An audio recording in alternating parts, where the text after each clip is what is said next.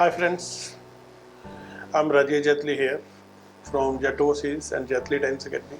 ਦੋਸਤੋ ਮੈਨੂੰ ਇਹ ਲੱਗਦਾ ਹੈ ਕਿ ਕੋਵਿਡ-19 ਕਰਕੇ ਲੋਕਾਂ ਦੀ ਇਹ ਸੋਚ ਹੈ ਕਿ ਜ਼ਿੰਦਗੀ ਥੰਮ ਗਈ ਹੈ ਔਰ ਖਾਸ ਕਰਕੇ ਸਾਡੀ ਇੰਡਸਟਰੀ ਦੇ ਵਿੱਚ ਇਮੀਗ੍ਰੇਸ਼ਨ ਇੰਡਸਟਰੀ ਹੋ ਗਈ ਜਾਂ ਆਇਲਸ ਇੰਡਸਟਰੀ ਹੋ ਗਈ। ਪਰ ਪਤਾ ਨਹੀਂ ਕਿਉਂ ਮੈਂ ਜਦੋਂ ਇਹਨੂੰ ਗੌਰ ਨਾਲ ਦੇਖਦਾ ਵਾਂ ਜਾਂ ਮੈਂ ਚੀਜ਼ਾਂ ਨੂੰ ਥੋੜਾ ਸਟੱਡੀ ਕਰਦਾ ਵਾਂ ਤਾਂ ਮੈਨੂੰ ਲੱਗਦਾ ਇਦਾਂ ਦੀ ਕੋਈ ਵੀ ਗੱਲ ਨਹੀਂ ਹੈ। ਅਸਲੀਅਤ ਇਹ ਹੈਗੀ ਹੈ ਕਿ ਅਸੀਂ ਹੁਣ ਆਇਲ ਸੈਂਟਰ ਨਹੀਂ ਖੋਲ੍ਹ ਰਹੇ, ਸਰਕਾਰ ਇਜਾਜ਼ਤ ਨਹੀਂ ਦੇ ਰਹੀ। ਉਲਟਾ ਸਰਕਾਰ ਨੇ 50 ਬੰਦਿਆਂ ਤੋਂ 30 ਬੰਦੇ ਕਰਤੇ, ਧਰਨੇ ਬੰਦ ਕਰਤੇ, ਪਰ ਉਹਦੇ ਬਾਵਜੂਦ ਆਇਲਸ ਕਲਾਸਿਸ ਚੱਲ ਰਹੀਆਂ ਨੇ। ਪ੍ਰੋਬਲਮ ਇਹ ਹੈ ਕਿ ਉਹ ਆਨਲਾਈਨ ਨੇ।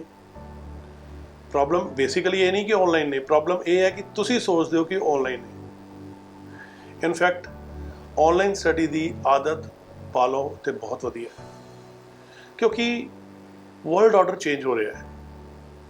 ਔਰ ਵੈਸੇ ਵੀ ਘਰ ਬੈਠੇ ਬੈਠੇ ਅਗਰ ਤੁਹਾਨੂੰ ਸਾਰਾ ਕੁਝ ਮਿਲਦਾ ਹੋਵੇ, ਤੁਹਾਨੂੰ ਸਟੱਡੀ ਮਟੀਰੀਅਲ ਮਿਲਦਾ ਹੋਵੇ, ਅੱਛੀ ਗਾਈਡੈਂਸ ਮਿਲਦੀ ਹੋਵੇ, ਲਾਈਵ ਕਲਾਸਿਸ ਮਿਲਦੀਆਂ ਹੋਣ ਔਰ ਕਾਉਂਸਲਿੰਗ ਮਿਲਦੀ ਹੋਵੇ, ਤੇ why should you come to offices. ਮੇਰੇ ਖਿਆਲ ਦੇ ਨਾਲ ਜ਼ਿੰਦਗੀ ਬਿਲਕੁਲ ਵੀ ਥੰਮੀ ਨਹੀਂ ਹੈ। ਆਇਲਸ ਕਲਾਸਿਸ ਅਸੀਂ ਲਗਾ ਰਹੇ ਹਾਂ ਆਨਲਾਈਨ ਔਰ ਸਾਡਾ ਰਿਸਪੌਂਸ ਬਹੁਤ ਅੱਛਾ ਹੈ। ਬਲਕਿ ਮੈਂ ਕਹਾਂਗਾ ਕਿ ਪੰਜਾਬ ਤੋਂ ਬਾਹਰ ਦਾ ਰਿਸਪੌਂਸ ਤਾਂ ਸਾਡਾ ਜ਼ਿਆਦਾ ਬੈਟਰ ਹੈ, ਕਿਉਂਕਿ ਪੰਜਾਬੀ ਸ਼ਾਇਦ ਹਾਲੇ ਨਹੀਂ ਸਮਝ ਪਾ ਰਹੇ ਕਿ ਆਨਲਾਈਨ ਕਲਾਸਿਸ ਲੈਣੀਆਂ ਚਾਹੀਦੀਆਂ ਕਿ ਨਹੀਂ। ਕਿਉਂਕਿ ਬੰਬੇ ਤੋਂ, ਮੇਰੇ ਕੋਲ ਗੁਜਰਾਤ ਤੋਂ ਵੀ ਕੁਝ ਸਟੂਡੈਂਟ ਨੇ, ਈਵਨ ਮੈਂ ਕੈਨੇਡਾ ਔਰ ਨਿਊਜ਼ੀਲੈਂਡ ਵਗੈਰਾ ਆਪਣਾ ਕੰਮ ਸ਼ੁਰੂ ਕੀਤਾ, ਉੱਥੋਂ ਮੈਨੂੰ ਕਾਫੀ ਅੱਛੀ ਉਹਦੀ ਇਨਕੁਆਇਰੀ ਆਈ ਹੈ। ਦੋਸਤੋ, ਜਦੋਂ ਵੀ ਅਸੀਂ ਆਨਲਾਈਨ ਕਿਤੇ ਟ੍ਰੇਨਿੰਗ ਆਇਲਸ ਦੀ ਸ਼ੁਰੂ ਕਰਨੀ ਹੈ ਤੇ ਸਭ ਤੋਂ ਪਹਿਲਾਂ ਅਸੀਂ ਇਹ ਦੇਖਣਾ ਹੈ ਕਿ ਕੀ ਉਹ ਜਿਹੜਾ ਸੌਫਟਵੇਅਰ ਹੈ ਜਾਂ ਜਿਹੜਾ ਉਹ ਆਪਣਾ ਸਾਨੂੰ ਅਪਰੈਟਿਸ ਦਿੰਦੇ ਨੇ, ਜੋ ਵੀ ਸਿਸਟਮ ਦਿੰਦੇ ਨੇ ਬਣਾ ਕੇ, ਕੀ ਉਹ ਸਾਡੇ ਨਾਲ ਸੂਟ ਕਰਦਾ ਹੈ, ਸਾਨੂੰ ਸੂਟੇਬਲ ਹੈ ਕਿ ਨਹੀਂ ਹੈ। ਉੱਪਰੋਂ ਦੀ ਅਸੀਂ ਇਹ ਦੇਖਣਾ ਕਿ ਚਲਦੇ ਚਲਦੇ ਕਿ ਤੁਸੀਂ ਕੀ ਉਸ ਲੈਂਗੁਏਜ ਦੇ ਨਾਲ ਕੰਫਰਟੇਬਲ ਹੋ। ਹੁਣ ਕੈਂਬਰਿਜ ਦੀ ਕਈ ਬੁੱਕਸ ਜਿਹੜੀਆਂ ਹੈਗੀਆਂ ਨੇ ਲੈ ਕੇ ਉਹਨਾਂ ਨੂੰ ਅਸੀਂ ਆਪਣੇ ਹਿਸਾਬ ਦੇ ਨਾਲ ਹੀ ਢਾਲ ਕੇ ਕਈ ਵਾਰ ਉਹ ਬਣਾ ਲੈਂਦੇ ਆ, ਕੀ ਕਹਿੰਦੇ, ਇੱਕ ਸੌਫਟਵੇਅਰ ਬਣਾ ਲਿਆ ਆਪਣਾ। ਉਹ ਤਾਂ ਫਿਰ ਬੁੱਕਸ ਵੀ ਅਵੇਲੇਬਲ ਨੇ ਘਰ 'ਚ ਤੇ ਤੁਸੀਂ ਉਹਨੂੰ ਵੀ ਸਟੱਡੀ ਕਰ ਸਕਦੇ ਹੋ। ਪਰ ਅਸਲੀਅਤ ਇਹ ਹੈ ਕਿ ਆਨਲਾਈਨ ਜਿਹੜੀ ਅਸੀਂ ਤੁਹਾਨੂੰ ਆਫਰ ਕਰ ਰਹੇ ਹਾਂ, ਇੱਕ ਡੈਮੋ ਪਹਿਲਾਂ ਆਫਰ ਕਰਦੇ ਹਾਂ ਜਿਹਦੇ 'ਚ ਸਾਨੂੰ ਘੰਟਾ ਸਵਾ ਘੰਟਾ ਲੱਗ ਜਾਂਦਾ ਹੈ ਤੁਹਾਨੂੰ ਉਹਦੇ ਸਾਰੇ ਸਮਝਾਉਣ ਦੇ ਵਿੱਚ। ਈਵਨ ਇੱਥੇ ਤੱਕ ਕਿ ਰੀਡਿੰਗ ਦਾ ਔਰ ਲਿਸਨਿੰਗ ਦਾ ਮੈਂ ਸਿਲੇਬਸ ਤੱਕ ਉਹ 'ਚ ਪ੍ਰਸਕ੍ਰਾਈਬ ਕੀਤਾ ਹੋਇਆ ਕਿ ਤੁਸੀਂ ਉਹਨੂੰ ਸਿਲੇਬਸ ਦੇਖੋ ਕੀ ਹੈ, ਕਿ ਉਸ ਤੋਂ ਬਾਹਰ ਜਿਹੜਾ ਹੈ ਉਹ ਟੈਸਟ ਹੋ ਹੀ ਨਹੀਂ ਸਕਦਾ, ਉਸ ਤੋਂ ਬਾਅਦ ਕੋਈ ਚੀਜ਼ ਆ ਹੀ ਨਹੀਂ ਸਕਦੀ।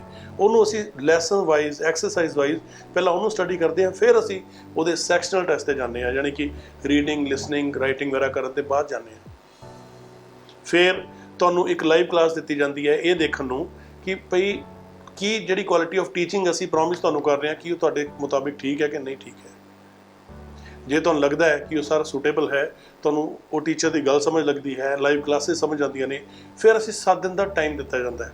ਅਸੀਂ ਤੁਹਾਨੂੰ 7 ਦਿਨ ਦਾ ਟਾਈਮ ਦਿੰਦੇ ਹਾਂ, ਉਹ ਇਸ ਲਈ ਤਾਂ ਕਿ ਤੁਸੀਂ ਸੋਚ ਲਓ, ਵਿਚਾਰ ਲਓ, ਅੱਛੀ ਤਰ੍ਹਾਂ ਉਹ ਸੌਫਟਵੇਅਰ ਨੂੰ ਸਮਝ ਲਓ।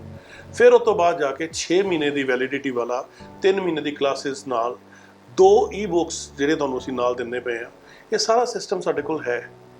ਪਰ ਉਹਦੇ ਬਾਵਜੂਦ ਮੈਨੂੰ ਇਹ ਨਹੀਂ ਸਮਝ ਆਉਂਦਾ ਕਿ ਕੁਝ ਸਟੂਡੈਂਟ ਜਾਂ ਪੇਰੈਂਟਸ ਸਾਡੇ ਇੱਥੇ ਘਬਰਾਏ ਕਿਉਂ ਹੋਏ ਨੇ ਇੰਨੇ ਜ਼ਿਆਦਾ।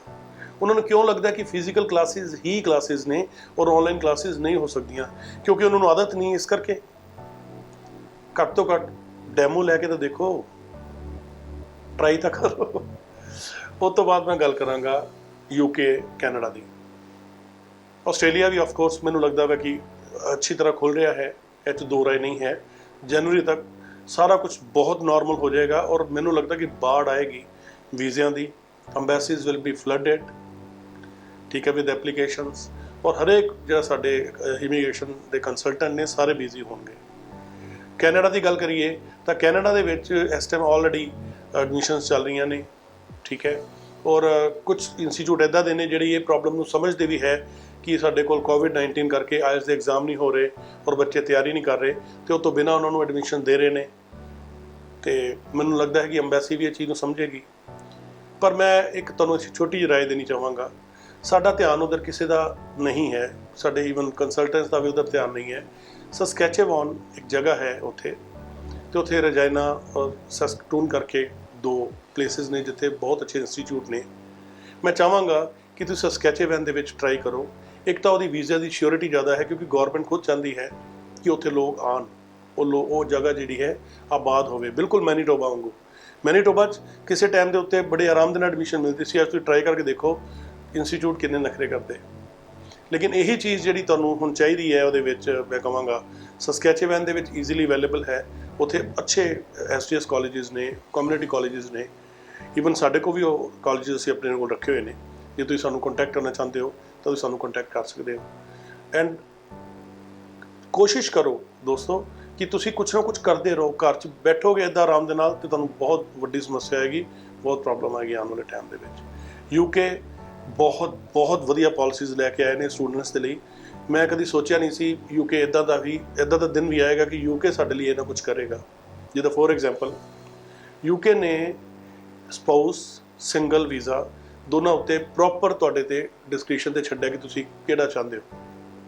ਅਪਾਰਟ ਫਰੋਮ ਦਿਸ ਜਿਹੜੀ ਉਹਦੀ ਫੀਸਿਸ ਨੇ ਉਹਦੇ ਵਿੱਚ ਉਹ ਰੈਗੂਲਰ ਸਕਾਲਰਸ਼ਿਪਸ ਤੁਹਾਨੂੰ ਦੇ ਰਿਹਾ ਹੈ। ਸਾਨੂੰ ਕਦੀ ਵੀ ਨਹੀਂ ਭੁੱਲਣਾ ਚਾਹੀਦਾ ਦੋਸਤੋ, ਅਸੀਂ ਜਿੰਨਾ ਮਰਜ਼ੀ ਕੈਨੇਡਾ, ਆਸਟ੍ਰੇਲੀਆ, ਨਿਊਜ਼ੀਲੈਂਡ ਕਰ ਲਈਏ, ਅਮਰੀਕਾ ਕਰ ਲਈਏ, ਪਰ UK ਜਿਹੜਾ ਹੈ ਐਜੂਕੇਸ਼ਨ ਦੇ ਵਿੱਚ ਵਰਲਡ ਲੀਡਰ ਰਿਹਾ ਹੈ। ਉਹਨੇ ਸਾਬਿਤ ਕੀਤਾ ਹੈ ਆਪਣੇ ਆਪ ਨੂੰ ਅੱਜ ਤੱਕ। ਤੇ ਫਿਰ ਉਹਨੇ ਜਿਹੜੀ PR ਦੀ ਅਸੀਂ ਗੱਲ ਕਰੀਏ ਤੇ HSMP ਕਰਕੇ ਪਿੱਛੇ ਪ੍ਰੋਗਰਾਮ ਹੁੰਦਾ ਸੀ ਇਨ 2006 ਔਰ 7, ਉਸ ਟਾਈਮ 65 ਪੁਆਇੰਟ ਲੈਣੇ ਪੈਂਦੇ ਸੀ। ਪ੍ਰੋਗਰਾਮ ਦਾ ਨਾਮ ਕੁਝ ਚੇਂਜ ਹੋ ਗਿਆ ਹੈ ਪਰ ਪੁਆਇੰਟ 70 ਹੋ ਗਏ ਨੇ, ਜਿਹੜੇ ਖਾਸ ਕਰਕੇ ਪੋਸਟ ਗ੍ਰੈਜੂਏਟ ਸਟੂਡੈਂਟਸ ਨੇ ਆਰਾਮ ਦੇ ਨਾਲ ਆਪਣੇ 70 ਪੁਆਇੰਟ ਪੂਰੇ ਕਰਦੇ ਨੇ। ਔਰ ਕੁਝ ਯੂਨੀਵਰਸਿਟੀਜ਼ ਇੱਦਾਂ ਦੀਆਂ ਵੀ ਨੇ ਜਿਹੜੀਆਂ ਪਲੇਸਮੈਂਟ ਉਹਨਾਂ ਨੂੰ ਪ੍ਰੋਮਿਸ ਕਰਦੀਆਂ ਨੇ। ਜੇ ਪਲੇਸਮੈਂਟ ਪ੍ਰੋਮਿਸ ਹੋ ਜਾਏ ਤਾਂ ਸੋਚ ਕੇ ਦੇਖੋ ਕਿ ਉਸ ਤੋਂ ਬਾਅਦ ਬਚਿਆ ਕੀ, ਸਿੱਧੀ PR। ਇਸ ਲਈ ਮੈਂ ਕਹਾਂਗਾ ਕਿ ਇਸ ਇੰਡਸਟਰੀ ਸਾਡੀ ਜਿਹੜੀ ਹੈ, ਜਿਹੜੇ ਲੋਕ ਸੋਚਦੇ ਨੇ ਕਿ ਥੰਮ ਗਈ ਹੈ, ਉਹ ਗਲਤ ਨੇ। ਇਸ ਲਈ ਉੱਠੋ, ਜਾਗੋ ਤੇ ਕੁਛ ਨਾ ਕੁਛ ਜ਼ਰੂਰ ਕਰੋ। ਆਪਣਾ ਫੇਸਬੁੱਕ ਤੇ ਜਿਹੜੀ ਐਡਸ ਦੇਖੋ ਲੋਕਾਂ ਦੀਆਂ, ਤੁਹਾਨੂੰ ਉਹਨਾਂ ਦੇ ਜਿੱਦਾਂ ਮੈਂ ਵਿਚਾਰ ਪੇਸ਼ ਕਰ ਰਿਹਾ ਆਪਣੇ, ਇੱਦਾਂ ਬਹੁਤ ਲੋਕ ਕਰ ਰਹੇ ਨੇ, ਉਹਨਾਂ ਨੂੰ ਗੌਰ ਨਾਲ ਸੁਣੋ। ਆਮ ਸ਼ੋਰ ਤੁਹਾਡੇ ਪੱਲੇ ਕੁਛ ਨਾ ਕੁਛ ਜ਼ਰੂਰ ਪਏਗਾ। Thank you very much. ਧੰਨਵਾਦ। ਦੁਬਾਰਾ ਫੇਰ ਮਿਲਾਂਗੇ ਜਲਦੀ ਹੀ।